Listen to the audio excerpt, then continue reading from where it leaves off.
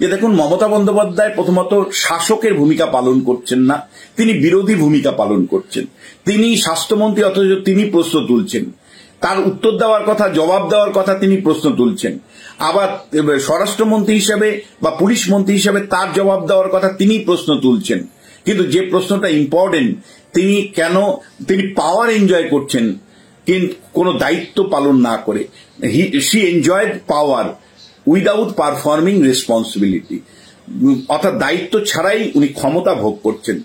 এবং এই জায়গায় কেন তিনি দায়বদ্ধ হবেন না, এই প্রশ্নটা থাকছে। দ্বিতীয়, যে স্থায়ী কর্মী নিয়োগ কেন আপনি করছেন না? 6 লক্ষ পদ শূন্য হয়েছে এই সময়, আপনি সেই পদগুলো কিন্তু পূরণ করেননি।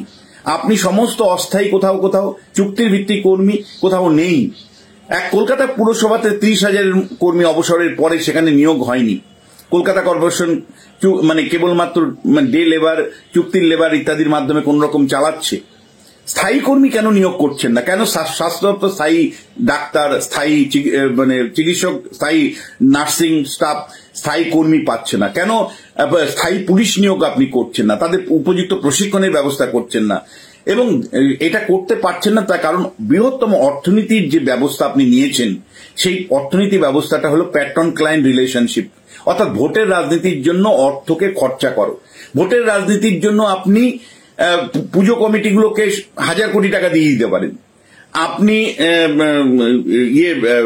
ইমাম ভাতা, মুয়াজ্জিম ভাতা দিয়ে দিতে পারেন, পুরোহিত ভাতা আপনি দিয়ে দিতে পারেন, আপনি খেলা মেলার জন্য 1,000 কোটি টাকা খরচা করতে পারেন। কিন্তু দিনের শেষে স্থায়ী প্রশাসন গড়ে তুলবার মতন মনোযোগ, স্থায়ী প্রশাসন গড়ে তুলবার মতন আপনার রাজনৈতিক প্রশাসনিক সদিচ্ছা কখনোই প্রকাশ পাচ্ছে না। বারবার শুধু আপনি দেখাতে চাইছেন জো জিতা ও সিকান্দার, অর্থাৎ আপনি নির্বাচনে জয়ী হন, ফলে জয়ী হন বলেই আপনাকে প্রশাসনে ধ্যান দিতে হবে না, পুলিশ প্রশাসনের উন্নয়নে কোনো ব্যবস্থা নিতে হবে না, পরিকাঠামোগত বিকাশের কোনো ব্যবস্থা নিতে হবে না। আজকে খুব দুঃখের সাথে আপনাদের বলি যে গত কয়েকদিনের মধ্যে উড়িষ্যাতে হাজার হাজার কোটি টাকা বিনিয়োগ হচ্ছে। পাশের রাজ্য উড়িষ্যা, পাশের রাজ্য আসাম, যারা পিছিয়ে থাকা, পশ্চিমবাংলার ধারে কাছে ছিল না যারা, আজকে আসাম বা উড়িষ্যার মতন রাজ্যে একের পর এক বিনিয়োগ হচ্ছে। বেদান্ত কোম্পানি তারা এর মধ্যেই ঘোষণা করেছে 1 লক্ষ কোটি টাকার ইস্পাত কারখানা তারা তৈরি করবে। বেদান্ত যে ইস্পাত কারখানা তৈরি করবে, একটার পর একটা বিনিয়োগের উদ্যোগ আসামে, কখনো কখনো উড়িষ্যা পাশের রাজ্যে দেখা যাচ্ছে। আমি কর্ণাটক, গুজরাট, মহারাষ্ট্র, কর্ণাটক ও গুজরাট, মহারাষ্ট্র বা তামিলনাড়ু বাদই দিলাম, আমার পাশের রাজ্যে যেভাবে বিনিয়োগ হচ্ছে, কোথায় মমতা বন্দ্যোপাধ্যায় তো বিনিয়োগ আনতে পারছেন না? কোথায় দিনের পর দিন আপনি বিনিয়োগ আনতে পারছেন না? আপনি কেবলমাত্র নির্বাচনে জয়ী হওয়ার যে অঙ্কগুলো, সেই অঙ্কগুলো কষছেন। আজকে যদি কেউ প্রশ্ন করে যে আরজি করের অত বড় ঘটনা হওয়ার পরে যে ব্যবস্থাগুলো সেই সময় নেবেন বলেছিলেন, সেগুলো কেন নেওয়া হয়নি? নিরাপত্তা বাহিনী কেন নিয়োগ করা হয়নি? নিরাপত্তা বিধান যেগুলো আপনি বলেছিলেন সেগুলো একটা গ্রহণ করা হয়নি। কলেজের ছাত্রদের নির্বাচন, মেডিকেল কলেজের ছাত্র নির্বাচন মার্চের মধ্যে করার কথা ছিল, কেন আপনি করেননি? কেন সেই সময় কেবলমাত্র লোক দেখানোর জন্য, লোককে ঠকানোর জন্য আপনি কতগুলো ঘোষণা করে দিয়েছিলেন মাত্র? তখন আন্দোলন তুঙ্গে, আপনি ভয় পেয়েছিলেন যে এই ডাক্তারবাবুদের আন্দোলনে যেভাবে জনসমর্থন উঠে আসছে, তাতে আপনি ভয় পেয়ে গিয়ে আপনি যে অবস্থানটা নিয়েছিলেন সেটা হলো, ভাই আলোচনায় আসো, তোমাদেরকে আমি সব দিয়ে দিচ্ছি। কিন্তু যখনই দেখলেন আলোচনা শেষ হয়ে গেল, যখন আন্দোলন সীমিত হয়ে গেল, কোনো উদ্যোগ আপনি কেন গ্রহণ করতে পারেননি? এই প্রশ্নটা মানুষ করবে না? ফলে দিনের শেষে কিন্তু প্রশাসক মমতা বন্দ্যোপাধ্যায়কে আমরা চাই, বিরোধী নেত্রী মমতা বন্দ্যোপাধ্যায়কে নয়। আপনি যেহেতু জয়ী হয়ে এসছেন 15 বছর ধরে মুখ্যমন্ত্রীর পদে, স্বাস্থ্যমন্ত্রীর পদে, পুলিশ মন্ত্রীর পদে, ফলে প্রশাসক মমতা বন্দ্যোপাধ্যায় অনেক বেশি কাম্য বিরোধী মমতা বন্দ্যোপাধ্যায় থেকেও। আমাদের দুর্ভাগ্য, আমরা বারবার বিরোধী নেত্রী মমতা বন্দ্যোপাধ্যায়কে পাচ্ছি, প্রশাসক মমতা বন্দ্যোপাধ্যায় হারিয়ে গেছেন বা নেই। বারবার স্বাস্থ্য এবং পুলিশ দপ্তরের বিরুদ্ধেই অভিযোগগুলো আসছে কেন? এবং মুখ্যমন্ত্রীও বা কেন নিজেই বলছেন স্বাস্থ্য দপ্তরের বিরুদ্ধে এত অভিযোগ কেন, পুলিশ দপ্তরের বিরুদ্ধে এত অভিযোগ কেন? দেখুন, আমি রাজনীতির কথা আজকে কিছুতেই বলবো না। যে কয়েকজন বন্ধু, ফেসবুকেরই বন্ধু, তারা আমার কাছে জানতে চেয়েছে, আমি বলছি ঠিক আছে, ফেসবুকে একটা লাইভ করে দিব। এবং আমি কথাও বলেছিলাম, যারা পোর্টাল থেকে ফোন করেছিলেন, ব্লগ থেকে ফোন করেছিলেন, ব্লগার কয়েকজন, যে আমি বলেছি যে এখন থেকে বেশ কিছু মানুষ যদি ফোন করে তাহলে আমি অবশ্যই অনলাইনে লাইভ প্রোগ্রামের সুযোগ পেলে বলে দিব, তাতে আমার বক্তব্যটা স্পষ্ট যাবে। নাহলে অনেক জায়গায় কি হচ্ছে, পোর্টালে বললে মানে হেডলাইনটা এমন করছে, আমি যেটা বলিনি সেটাও মিন করছে, ফলে বাধ্য হয়েই মানে ফেসবুক লাইভে আসলাম আমার ফেসবুক বন্ধুদের সাথে কথা বলতে। আমি দুটো বিষয় নিয়ে কথা বলবো। একটা হলো যে একের পর এক মানে হাসপাতালে নারী নির্যাতনের ঘটনা ঘটছে, একটার পর একটা। আরজিকর থেকে শুরু হয়েছিল বলা যাবে না, আরজিকরের একটা বড় ঘটনা বিশ্বব্যাপী প্রভাব ফেলেছিল। তারপরে কিন্তু পাঁশকুড়া, উলুবেড়িয়া, এসএসকেএম, সর্বত্র দেখা যাচ্ছে যে ডাক্তার, নার্স তারা নিরাপদ নয়। এবং একই সাথে এই প্রশ্নটা বারবার আসছে যে বহু ক্ষেত্রেই যারা রক্ষক তারাই ভক্ষক হচ্ছেন। এটা কেন? মানে প্রশাসনিক জায়গা থেকে আমি আবারও বলছি আলোচনাটা করব, আমি রাজনীতির আলোচনা আজকে করব না। কেন এই দুটো দপ্তরের বিরুদ্ধেই, অর্থাৎ স্বাস্থ্য দপ্তর এবং পুলিশ দপ্তর, স্বরাষ্ট্র দপ্তর, এই দুটো দপ্তরের বিরুদ্ধেই একের পর এক অভিযোগ কেন আসছে? যে দুটো দপ্তরের আবার দায়িত্বপ্রাপ্ত মন্ত্রীর নাম হলো মমতা বন্দ্যোপাধ্যায়। দেখুন, এটা অস্বীকার করার উপায় নেই। সারা ভারতবর্ষে বা পশ্চিমবাংলাতে যদি আমরা পশ্চিমবাংলার পুলিশ ব্যবস্থা নিয়ে একটা সমীক্ষা চালাই, স্বাস্থ্য দপ্তর নিয়ে চালাই, তাহলে এর দুটো দপ্তরই কিন্তু ফেল করবে, চূড়ান্তভাবে ফেল করবে। তার থেকেও ফেল হয়তো বেশি করবে শিক্ষা দপ্তর।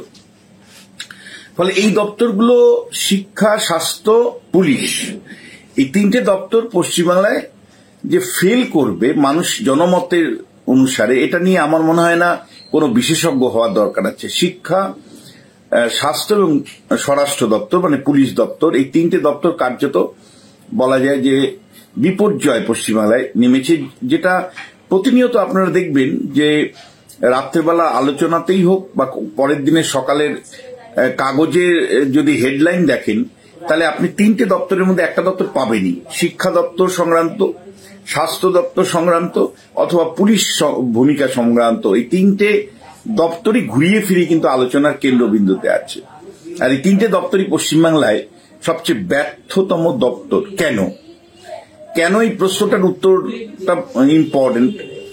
দেখুন, একটা জিনিস আপনাকে বলতে চাই, এই তিনটে দপ্তরই প্রথমত সরকারের অর্থনীতি এবং রাজনীতি তো একটা বিষয় আছে, অবশ্যই প্রশাসনের দক্ষতা অর্জন করবার জন্য অর্থনীতি এবং রাজনীতি তো গুরুত্বপূর্ণ হয়।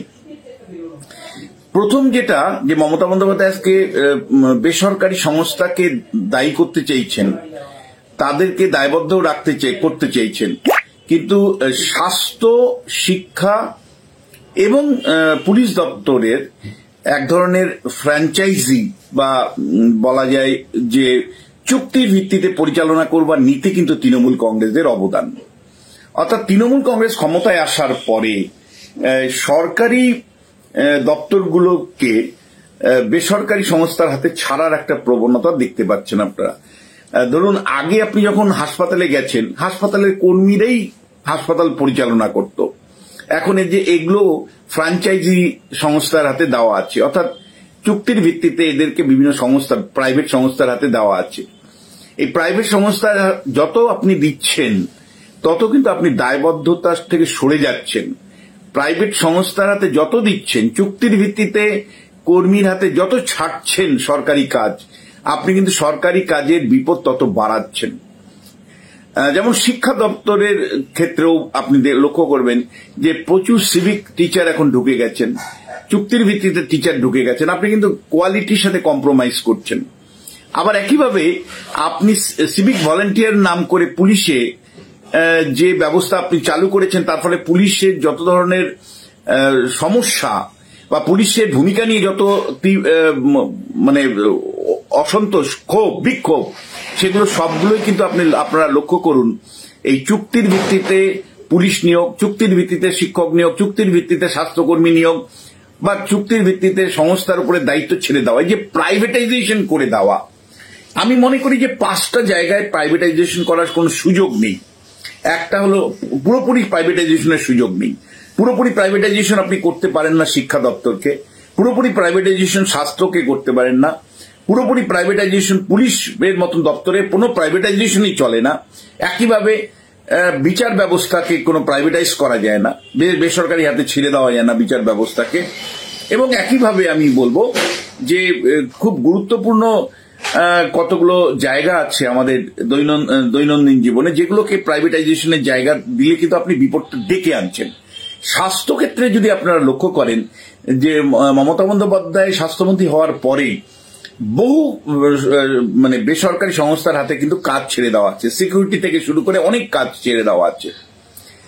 পুলিশের ক্ষেত্রে উনি স্থায়ী পুলিশ নিয়োগ করছেন না নিয়োগ করে তিনি কি করছেন, সিভিক ভলেন্টিয়ার নিয়োগ করছেন। সিভিক ভলেন্টিয়াররা বেশিরভাগ ক্ষেত্রেই দলীয় আনুগত্যের উপর ভিত্তি করে নিয়োজিত হয়েছেন, তাদের না আছে প্রপার ট্রেনিং, তারা কেবলমাত্র দলের হয়ে কাজ করছেন বহু ক্ষেত্রেই অভিযোগ। এবং সিভিক ভলেন্টিয়ারের ব্যাপরোয়া, পাঁশকুড়াতে আপনারা দেখলেন না, তৃণমূল কংগ্রেসেরই নেতা তিনি আবার যে ঘটনাটা পাঁশকুড়াতে ঘটিয়েছেন, বা এখানেও যদি আপনি লক্ষ্য করেন আরজি করে সিভিক ভলেন্টিয়ারের রোল আপনি দেখেছেন। ফলে সিভিক ভলেন্টিয়াররা একটা ব্যাপরোয়া অবস্থান বহু জায়গায় কিন্তু নিচ্ছেন। এই সিভিক ভলেন্টিয়ারদের ট্রেনিং নেই। কলকাতা হাইকোর্ট থেকে বারবার বলা হয়েছে যে সিভিক ভলেন্টিয়ারদের উপর আপনি ল অ্যান্ড অর্ডারের দায়িত্ব দিতে পারেন না, সিভিক ভলেন্টিয়ার কি করতে পারে কি করতে পারে না তারও একটা তালিকা কলকাতা হাইকোর্ট থেকে দেওয়া হয়েছে। কিন্তু বারবার যে অভিযোগটা আসছে সিভিক ভলেন্টিয়াররা ব্যাপরোয়া, হাসপাতালে ব্যাপরোয়া, রাস্তাঘাটে ব্যাপরোয়া, আইন শৃঙ্খলা রক্ষার নাম করে ব্যাপরোয়া। ফলে এই সিভিক ভলেন্টিয়ারদের রোলটা যত বাড়ছে, পুলিশ প্রশাসনের ভূমিকা কিন্তু ততই সংকুচিত হচ্ছে বা দক্ষতা কমছে। এটা একটা দিক। ঠিক তেমনিভাবে স্বাস্থ্য দপ্তরের ক্ষেত্রে নিয়োগ কতটুকু হচ্ছে, ডাক্তারবাবুদের নিয়োগ বহু ক্ষেত্রেই কার্যত বন্ধ। যত সংখ্যক ডাক্তারবাবু দরকার আছে তার বলা যায় যে আপনি 60% দিয়ে কাজ করছেন। যত সংখ্যক নার্সের দরকার আছে তার 60% দিয়ে আপনি কাজ করছেন, 60%-এরও কম। আমি কয়েকজন নার্সের সাথে কথা বলছিলাম যে তাদের ওভার ডিউটি হয়ে যাচ্ছে, পারছেন না তারা। এবং স্বাস্থ্যকর্মী আপনি বেসরকারীকরণ করে বেসরকারি সংস্থার হাতে ছেড়ে দিচ্ছেন। ফলে স্বাস্থ্য ব্যবস্থায় যত সংখ্যক ডাক্তার নার্স কর্মী থাকলে একটা স্বাস্থ্য ব্যবস্থা সঠিকভাবে পরিচালনা করা যায়, আপনি মমতা বন্দ্যোপাধ্যায় স্বাস্থ্যমন্ত্রী হিসেবে সেই দায়িত্ব পালন করছেন না করে আপনি কি করছেন, নিয়ন্ত্রণ বাড়াচ্ছেন সমানে। একটা হলো বেসরকারি সংস্থার হাতে ছেড়ে দিচ্ছেন, ছেড়ে দিয়ে আপনি বেসরকারি সংস্থাকেই দোষারোপ করছেন যে কেন এমন ঘটছে, ওদের উপর নজর রাখো ইত্যাদি ইত্যাদি। আর একইভাবে আপনি দলীয় নিয়ন্ত্রণ করবার জন্য ওই রোগী কল্যাণ সমিতির নাম করে, প্রত্যেকটা হাসপাতালের রোগী কল্যাণ সমিতির নাম করে স্থানীয় তৃণমূলের বিধায়কদের বসিয়েছেন, কোথাও কোথাও নেতাদের বসিয়ে দিয়েছেন, বসিয়ে আপনি দলের নিয়ন্ত্রণ প্রত্যেকটা হাসপাতালে কায়েম করেছেন। ফলে হাসপাতালগুলোতে যে আজকেও বেড পেতে গিয়ে দালাল চক্র কাজ করছে, বিভিন্ন সময় বারবার দালাল চক্রের অভিযোগ উঠছে। দালাল চক্র একদিকে, আরেকদিকে দলীয় নিয়ন্ত্রণ, আপনার দল তৃণমূল কংগ্রেসের নিয়ন্ত্রণ। ফলে এবং আরেকদিকে হলো ডাক্তার এবং নার্সের শর্টেজ। ফলে এই সব মিলে স্বাস্থ্য ব্যবস্থা কিন্তু কার্যত ভেঙে পড়েছে। পশ্চিমবাংলাতে স্বাস্থ্য ব্যবস্থায় প্রথমত আপনার স্বাস্থ্য ব্যবস্থা উন্নত হলে অবশ্যই মিডিল ক্লাস, আমি আপার ক্লাস ছেড়ে দিলাম, মিডিল ক্লাস যেত। আজকে একটা মিডিল ক্লাস কেন, লোয়ার মিডিল ক্লাসও মানুষ হাসপাতালে যেতে চায় না। একেবারে যার উপায় নেই তাদের লাইন হাসপাতালে দেখা যায়, কিন্তু লোয়ার মিডিল ক্লাসও বাধ্য হয় বাড়ি ঘটি বিক্রি করে বেসরকারি নার্সিং হোমে ভর্তি হতে। ফলে এটাই ইন্ডিকেট করে যে স্বাস্থ্য ব্যবস্থাতে উচ্চবিত্ত তো আস্থা হারিয়েই ছিল, মধ্যবিত্ত আস্থা হারিয়েছে, এমনকি নিম্নবিত্ত তারাও কিন্তু বাড়িঘর বিক্রি করে দিয়েও বেসরকারি নার্সিং হোমে যেতে বাধ্য হচ্ছে। তাহলে যে প্রশ্নটা সবচেয়ে গুরুত্বপূর্ণ প্রশ্ন, যে আপনি কেন হাসপাতালে কর্মী নিয়োগ করছেন না, আপনি কেন ডাক্তার নিয়োগ করছেন না, আপনি কেন নার্স নিয়োগ করছেন না, উল্টে আপনি দলীয় নিয়ন্ত্রণ বাড়াচ্ছেন রোগী কল্যাণ সমিতির মধ্য দিয়ে, অথবা বেসরকারি সংস্থার নিয়ন্ত্রণ বাড়াচ্ছেন। ফলে তার ফলে এটা হলো বেসিক কারণ যে কেন স্বাস্থ্য দপ্তর নিয়ে বারবার প্রশ্ন উঠছে। একইভাবে পুলিশ দপ্তরকে যদি দেখেন, পশ্চিমবাংলা হলো ভারতবর্ষের মধ্যে দ্বিতীয় রাজ্য, মানে সেকেন্ড স্টেট, যাদের জনসংখ্যা এবং পুলিশের হার সবচেয়ে কম। অর্থাৎ একেবারে 35টা রাজ্যের মধ্যে 34তম রাজ্য পশ্চিমবাংলা, যেখানে জনসংখ্যার অনুপাতে স্থায়ী পুলিশ নেই। স্থায়ী পুলিশ মানে ল অ্যান্ড অর্ডার আপনার subject, law and order completely state subject, অথচ পুলিশের নিয়োগ, সেটা কলকাতা পুলিশ হতে পারে, রাজ্য পুলিশ হতে পারে, তাদের নিয়োগ আপনি নিয়মিত করছেন না। যত সংখ্যক জনসংখ্যার ভিত্তিতে নিয়োগ করা দরকার, স্থায়ী পুলিশ থাকা দরকার, আপনি করছেন না।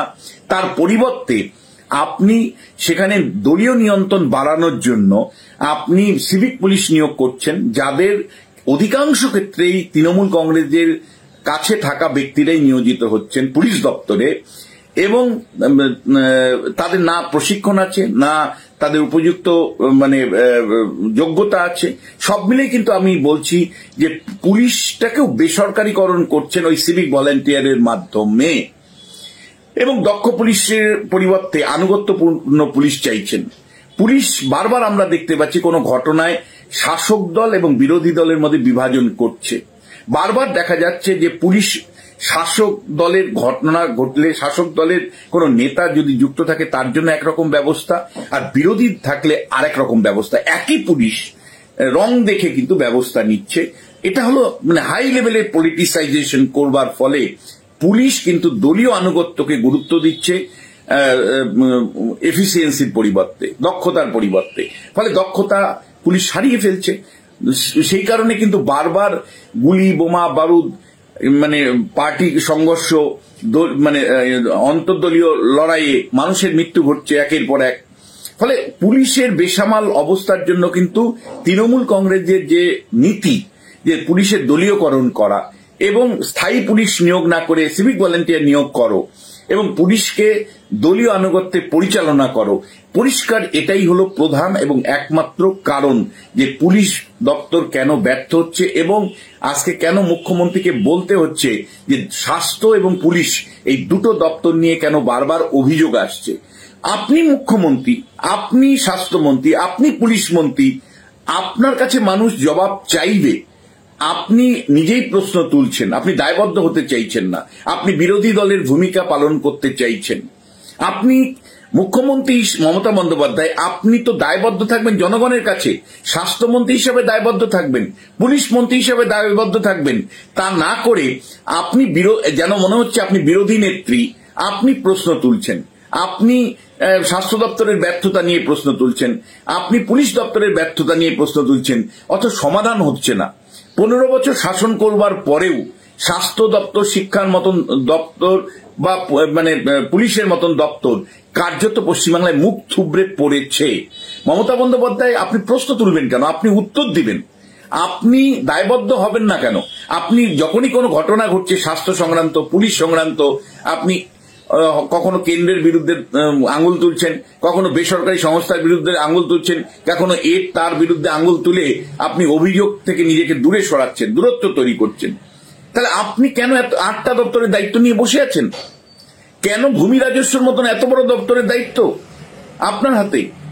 স্বাস্থ্য থেকে শুরু করে সব দপ্তরের দায়িত্বই, 8টা দপ্তরের দায়িত্ব আপনি কেন নিয়ে বসে আছেন যখন আপনি নজরদারি করতে পারছেন না? আর একইভাবে এই প্রশ্নটা আসবে যে পশ্চিমবাংলাতে একটাই পোস্ট আর বাদ বাকি ল্যাম্প পোস্ট, অর্থাৎ শুধুমাত্র 8টা দপ্তর নয়, অন্য দপ্তরগুলোও কি স্বাধীন? অন্য দপ্তরের মন্ত্রীরাও কি তাদের মতন স্বাধীনভাবে কাজ করতে পারে?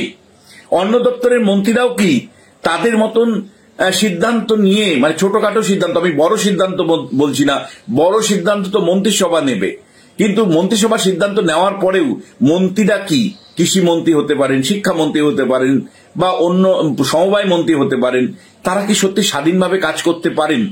তাদের তো প্রতিনিয়ত ওই সিএমও দপ্তর, সিএমও দপ্তর, সিএমও দপ্তর, অর্থাৎ শেষ বিচারে সবগুলো ফাইলই মমতা বন্দ্যোপাধ্যায়ের দপ্তরে আসছে।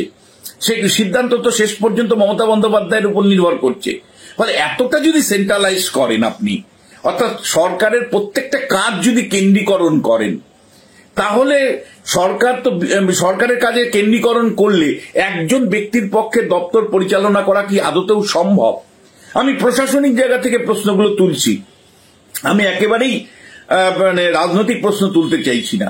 মমতা বন্দ্যোপাধ্যায় গত 15 বছর যে শাসন করছেন, আপনি নিশ্চয়ই কন্যাশ্রী, যুবশ্রী, খেলার সাথী, লক্ষ্মীর ভান্ডার প্রকল্প কিছু দিয়েছেন এবং সেগুলো সরাসরি বেনিফিশিয়ারি তৈরি করেছেন, ভোট ব্যাংক হিসাবে কাজ করছে। কিন্তু প্রশাসনের দক্ষতার প্রশ্ন যখন আসছে, সুশাসনের প্রশ্ন যখন আসছে, কোনো এফিসিয়েন্সি অর্জন করবার প্রশ্ন আসছে, আপনি আমায় বলুন আপনার কেন্দ্রীয়করণের যে নীতি তার কিন্তু ফল ভুগতে হচ্ছে মানুষকে। আপনি কেন ডিসেন্ট্রালাইজেশন করছেন না? কেন স্টেট প্ল্যানিং বোর্ডের মিটিং ডাকেন না আপনি? কেন প্ল্যান ওয়াইজ ডেভেলপমেন্ট জেলায় জেলায় হয় না? কোন জেলায় উন্নয়ন হচ্ছে? অভিযোগ, উত্তরবঙ্গের লোকের অভিযোগ যে কলকাতা এবং তার সারাউন্ডিং এলাকা, কলকাতা এবং আশপাশ এলাকায় যতটা ডেভেলপমেন্ট হয় উত্তরবঙ্গের মানুষের কাছে উন্নয়ন ততটা পৌঁছায় না, উত্তরবঙ্গের মানুষ বঞ্চিত মনে করে। আপনি কেন ডিসেন্ট্রালাইজ প্ল্যানিং এ যাচ্ছেন না? সংবিধানের 243 ধারা অনুসারে, 243 ZD ধারা অনুসারে ডিস্ট্রিক্ট প্ল্যানিং কমিটি থাকার কথা, ডিস্ট্রিক্ট প্ল্যানিং কমিটি মাধ্যমে জেলা স্তরে পরিকল্পনা তৈরি করার কথা। আপনি তার পরিবর্তে কি করছেন? জেলাতে প্রশাসনিক বৈঠকে যাচ্ছেন, নিজের মনমর্জি মতন বলে দিচ্ছেন এখানে রাস্তা হবে, এখানে 200 গবাদি পশু দিয়ে দাও, এখানে 500 লোকের কাপড় দিয়ে দাও, এখানে একটা কমিউনিটি হল বানিয়ে দাও। এইভাবে প্রশাসনিক বৈঠক আপনি পরিচালনা করছেন এককভাবে। আপনি কেন গ্রাম পঞ্চায়েত স্তর থেকে পরিকল্পনা তৈরি করে পঞ্চায়েত সমিতিতে আনা, পঞ্চায়েত সমিতি থেকে পরিকল্পনা ব্লক স্তরে আনা, ব্লক থেকে জেলা স্তরে পরিকল্পনা এনে ডিসেন্ট্রালাইজ প্ল্যানিং এবং সেখানে মানুষের অংশগ্রহণের মাধ্যমে, একেবারে গ্রাম পঞ্চায়েত স্তরে, গ্রাম সভা, গ্রাম সংসদে মানুষের অংশগ্রহণের মাধ্যমে, গ্রামের পঞ্চায়েতের অংশগ্রহণের মাধ্যমে, মানুষের অংশগ্রহণের মাধ্যমে পরিকল্পনা তৈরি করার উপর জোর কেন দিচ্ছেন না? কেন আপনি মানুষকে সঙ্গে নিয়ে পরিকল্পনা তৈরি করছেন না? মানুষকে যুক্ত না করার ফলে কিন্তু এই যে প্রাইভেট সংস্থার উপর অনেক বেশি নির্ভর হচ্ছেন, প্রাইভেটাইজেশনের উপর বেশি নির্ভর করছেন, চুক্তির ভিত্তিতে কাজগুলো বেসরকারি ঠিকাদারদের ছেড়ে দিচ্ছেন মানুষকে বাদ দিয়ে, কমিউনিটির পার্টিসিপেশনকে বাদ দিয়ে, এটা কিন্তু আসলে বুমেরাং হচ্ছে। একদিকে ক্রমশ সেন্ট্রালাইজ করছেন আপনি, আর অন্যদিকে আপনি মানুষের অংশগ্রহণকে নিশ্চিত করছেন না। এই যে পুরসভাগুলো আছে, আপনারা কলকাতা কর্পোরেশনের এলাকায় বাস করেন, ওয়ার্ড কমিটি গড়ে তোলার কথা। ওয়ার্ড কমিটির তৃণমূলের লোকজন কয়েকজন থাকে, কিন্তু ওয়ার্ড কমিটিতে নাগরিক, বিভিন্ন স্তরের নাগরিককে নিয়ে করার কথা। ওয়ার্ড কমিটিতে নাগরিকদের অংশগ্রহণ করলে নাগরিকরা ভালো মন্দ বলতে পারত, তাদের সুবিধে অসুবিধেগুলো বলতে পারত। নাগরিকদের অংশগ্রহণের মাধ্যমে যদি আপনি আরবান প্ল্যানিংটা করতে পারতেন, তাহলে অনেক বেশি ডেভেলপমেন্টটা টেকসই হতো, সাস্টেনেবল হতো। আজকে পঞ্চায়েতে স্তরে গ্রাম সংসদ এবং গ্রাম সভার মাধ্যমে যদি আপনি পরিকল্পনা তৈরি করে ধীরে ধীরে জেলা স্তর পর্যন্ত পরিকল্পনা এবং রাজ্যের প্ল্যানিং বোর্ডের মাধ্যমে রাজ্য স্তরে পরিকল্পনা রূপায়ণ করতেন, তাহলে মানুষ অংশগ্রহণ করতে পারত, সক্রিয় অংশগ্রহণ করতে পারত। আপনার প্রশাসনে কেবলমাত্র ফ্রাঞ্চাইজি প্রশাসন, সেখানে বেসরকারি কিছু ফ্রাঞ্চাইজির হাতে দায়িত্ব দিয়ে দিচ্ছেন, সেটা আপনি অনেক ক্ষেত্রে ইভেন্ট ম্যানেজমেন্টের লোকদেরকে দায়িত্ব দিয়ে দিচ্ছেন, মানুষকে যুক্ত করতে কিন্তু পারছেন না। কিছু নেতা তার মতন করে পঞ্চায়েতগুলোকে দেখে, কিছু নেতা তার মতন করে পুরসভাগুলোকে দেখে, সাধারণ মানুষ কেবলমাত্র রিসিভেন্ট এন্ডে আছে। মানুষের কন্ট্রিবিউশন কোথায়? মানুষকে যুক্ত করছে না, কেবলমাত্র প্যাসিভ ভোটার হিসেবে মানুষ থাকছে। এই মানে স্বাস্থ্য এবং পুলিশ ব্যবস্থাতেও আমি বলছি কমিউনিটি পার্টিসিপেশন কার্যত শূন্য করে রেখে দিয়েছেন। কমিউনিটি পার্টিসিপেশনকে বাদ দিয়ে আপনি আপনি কখনোই গুড গভর্নেন্স, সুশাসন কিন্তু অ্যাসিওর করতে পারেন না। ফলে মমতা বন্দ্যোপাধ্যায় একটা সেন্ট্রালাইজড সিঙ্গেল ম্যান কমান্ডের মাধ্যমে চলছে। আমি একটা উদাহরণ দিয়ে আপনাদের জিনিসগুলো বলি। যখন ক্ষমতায় মমতা বন্দ্যোপাধ্যায় এলেন, তখন তিনি প্রথমত বামফ্রন্টের দখলে ছিল অনেকগুলো জেলা পরিষদ। সঙ্গে সঙ্গে তিনি অর্ডার করলেন জেলা পরিষদের হাত থেকে আর্থিক ক্ষমতা তিনি ডিএম এর হাতে ছেড়ে দিলেন, আর্থিক ক্ষমতা ব্যুরোক্র্যাটদের হাতে ছেড়ে দিলেন, ডিএম এর হাতে ছেড়ে দিলেন, জেলা পরিষদের সভাধিপতির থেকে মানে ডিএম এর কাছে ছেড়ে দিলেন। আর পঞ্চায়েত সমিতির স্তরে অর্থাৎ গ্রাম পঞ্চায়েতের মনিটরিং কমিটির প্রধান ছিলেন বিডিও, সেই প্রধান ছিলেন পঞ্চায়েত সমিতির সভাপতি, সেইখান থেকে ক্ষমতা বিডিওর হাতে নিয়ে আসলো, অর্থাৎ আমলাতান্ত্রিকীকরণ করলেন। যখন দেখা গেল বিডিও পারছে না তখন ডিএম এর হাতে তত্ত্বাবধানের ক্ষমতা দেওয়া হলো। যখন দেখা গেল ডিএম পারছে না তখন রাজ্য স্তরের স্টিয়ারিং কমিটির কাছে মানে পঞ্চায়েত দপ্তরের দায়িত্ব দেওয়া হলো, মানে মনিটরিং করা, প্ল্যানিং, কোঅর্ডিনেশনের কাজ করা। তাহলে প্রশ্নটা হচ্ছে, যখন একটার পর একটা স্তর এর মধ্য দিয়ে আপনি ক্রমশ সেন্ট্রালাইজ করে নবান্নেতে সমস্ত ক্ষমতা নিয়ে যাচ্ছেন, এটা কখনোই গুড গভর্নেন্সকে অ্যাসিওর করতে পারে না মমতা বন্দ্যোপাধ্যায়। আপনাকে দায়িত্ব নিয়ে এই কথাটা একজন অধ্যাপক হিসেবে বলছি। ফলে শেষ বিচারে আমি যেটা বলতে চাইছি, এই ওভার সেন্ট্রালাইজেশন এবং মানুষের পার্টিসিপেশন না থাকাও কিন্তু এই স্বাস্থ্য এবং যে স্বরাষ্ট্র দপ্তর, পুলিশ দপ্তরের ব্যর্থতার পেছনে কারণ। আমি সবশেষে একটা সামারি আপনাদের সামনে রাখতে চাইছি যে দেখুন, মমতা বন্দ্যোপাধ্যায় প্রথমত শাসকের ভূমিকা পালন করছেন না, তিনি বিরোধী ভূমিকা পালন করছেন। তিনি স্বাস্থ্যমন্ত্রী অথচ তিনি প্রশ্ন তুলছেন, তার উত্তর দেওয়ার কথা, জবাব দেওয়ার কথা তিনি প্রশ্ন তুলছেন। আবার স্বরাষ্ট্রমন্ত্রী হিসেবে বা পুলিশ মন্ত্রী হিসেবে তার জবাব দেওয়ার কথা তিনি প্রশ্ন তুলছেন। কিন্তু যে প্রশ্নটা ইম্পর্টেন্ট, তিনি পাওয়ার এনজয় করছেন কিন্তু কোনো দায়িত্ব পালন না করে। She enjoyed power without performing responsibility, অর্থাৎ দায়িত্ব ছাড়াই উনি ক্ষমতা ভোগ করছেন। এবং এই জায়গায় কেন তিনি দায়বদ্ধ হবেন না, এই প্রশ্নটা থাকছে। দ্বিতীয়, যে স্থায়ী কর্মী নিয়োগ কেন আপনি করছেন না? 6 লক্ষ পদ শূন্য হয়েছে এই সময়, আপনি সেই পদগুলো কিন্তু পূরণ করেননি। আপনি সমস্ত অস্থায়ী, কোথাও কোথাও চুক্তির ভিত্তিক কর্মী, কোথাও নেই। কলকাতা পুরসভাতে 30,000 কর্মী অবসরের পরে সেখানে নিয়োগ হয়নি। কলকাতা কর্পোরেশন মানে কেবলমাত্র ডে লেবার, চুক্তির লেবার ইত্যাদির মাধ্যমে কোন রকম চালাচ্ছে। স্থায়ী কর্মী কেন নিয়োগ করছেন না? কেন স্বাস্থ্য দপ্তর স্থায়ী ডাক্তার, স্থায়ী মানে চিকিৎসক, স্থায়ী নার্সিং স্টাফ, স্থায়ী কর্মী পাচ্ছে না? কেন স্থায়ী পুলিশ নিয়োগ আপনি করছেন না? তাদের উপযুক্ত প্রশিক্ষণের ব্যবস্থা করছেন না। এবং এটা করতে পারছেন না তার কারণ, বৃহত্তম অর্থনীতির যে ব্যবস্থা আপনি নিয়েছেন, সেই অর্থনীতি ব্যবস্থাটা হলো প্যাট্রন ক্লায়েন্ট রিলেশনশিপ, অর্থাৎ ভোটের রাজনীতির জন্য অর্থকে খরচা করো। ভোটের রাজনীতির জন্য আপনি পুজো কমিটিগুলোকে 1000 কোটি টাকা দিয়ে দিতে পারেন, আপনি ইমাম ভাতা, মুয়াজ্জিম ভাতা দিয়ে দিতে পারেন, পুরোহিত ভাতা আপনি দিয়ে দিতে পারেন, আপনি খেলা মেলার জন্য 1000 কোটি টাকা খরচা করতে পারেন। কিন্তু দিনের শেষে স্থায়ী প্রশাসন গড়ে তুলবার মতন মনোযোগ, স্থায়ী প্রশাসন গড়ে তুলবার মতন আপনার রাজনৈতিক প্রশাসনিক সদিচ্ছা কখনোই প্রকাশ পাচ্ছে না। বারবার শুধু আপনি দেখাতে চাইছেন জো জিতা ও সিকান্দার, অর্থাৎ আপনি নির্বাচনে জয়ী হন, ফলে জয়ী হন বলেই আপনাকে প্রশাসনে ধ্যান দিতে হবে না, পুলিশ প্রশাসনের উন্নয়নে কোনো ব্যবস্থা নিতে হবে না, পরিকাঠামোগত বিকাশে কোনো ব্যবস্থা নিতে হবে না। আজকে খুব দুঃখের সাথে আপনাদের বলি যে গত কয়েকদিনের মধ্যে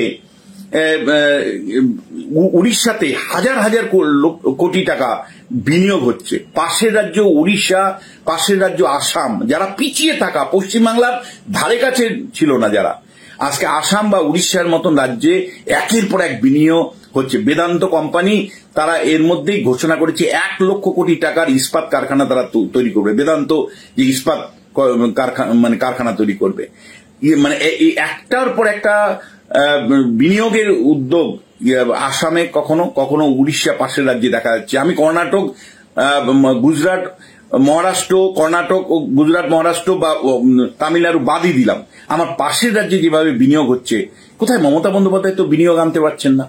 কোথায় দিনের পর দিন আপনি বিনিয়োগ আনতে পারছেন না? আপনি কেবলমাত্র নির্বাচনে জয়ী হওয়ার যে অঙ্কগুলো, সেই অঙ্কগুলো কষছেন।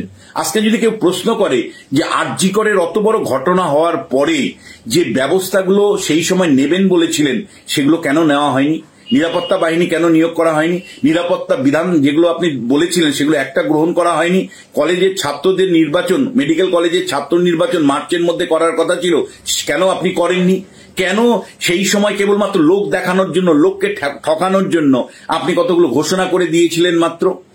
তখন আন্দোলন তুঙ্গে, আপনি ভয় পেয়েছিলেন যে এই ডাক্তারবাবুদের আন্দোলনে যেভাবে জনসমর্থন উঠে আসছে, তাতে আপনি ভয় পেয়ে গিয়ে আপনি যে অবস্থানটা নিয়েছিলেন সেটা হলো, ভাই আলোচনায় আসো, তোমাদেরকে আমি সব দিয়ে দিচ্ছি। কিন্তু যখনই দেখলেন আলোচনা শেষ হয়ে গেল, যখন আন্দোলন সীমিত হয়ে গেল, কোনো উদ্যোগ আপনি কেন গ্রহণ করতে পারেননি, এই প্রশ্নটা মানুষ করবে না? ফলে দিনের শেষে কিন্তু প্রশাসক মমতা বন্দ্যোপাধ্যায়কে আমরা চাই, বিরোধী নেত্রী মমতা বন্দ্যোপাধ্যায়কে নয়। আপনি যেহেতু জয়ী হয়ে এসছেন 15 বছর ধরে মুখ্যমন্ত্রীর পদে, স্বাস্থ্যমন্ত্রীর পদে, পুলিশ মন্ত্রীর পদে, ফলে প্রশাসক মমতা বন্দ্যোপাধ্যায় অনেক বেশি কাম্য বিরোধী মমতা বন্দ্যোপাধ্যায় থেকেও। আমাদের দুর্ভাগ্য, আমরা বারবার বিরোধী নেত্রী মমতা বন্দ্যোপাধ্যায়কে পাচ্ছি, প্রশাসক মমতা বন্দ্যোপাধ্যায় হারিয়ে গেছেন বা নেই।